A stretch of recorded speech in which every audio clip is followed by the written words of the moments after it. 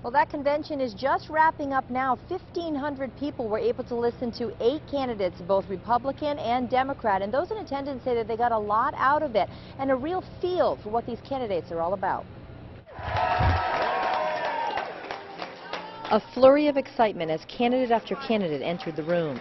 I think people are fed up with incompetent politicians that don't get things done. I'm telling you. I think they're fed up.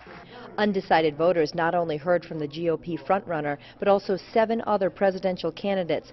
They were hosted by No Labels, an organization working to achieve shared goals without political labels. This is sort of a breakthrough moment for No Labels to get this many candidates. And what I tried to do is talk about a life being a series of trade-offs. It was a convention that crossed party lines. The question, how will the next president and Congress come together to solve the country's problems? I don't ask if an idea is from the left or from the right, or whether it's Democratic or Republican. I ask whether it works. And if it works, we do it. Get your facts straight. Take the leadership role in terms of be willing to take the criticism and the hits at the beginning.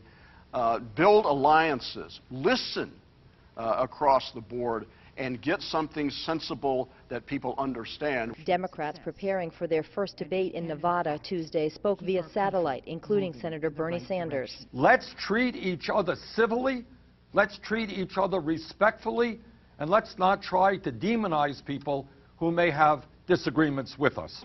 Governor Chris Christie says the system isn't broken, the people who are running it are responsible. But let's agree on the goals. I think that's an important thing.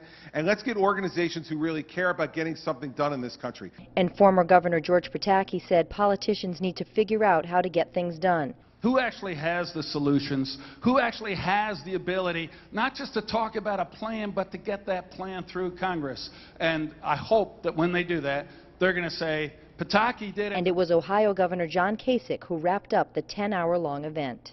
So you see, when you go about doing this, everything doesn't have to be slash and burn. It's trying to figure out the most effective way you can do it to serve the customer.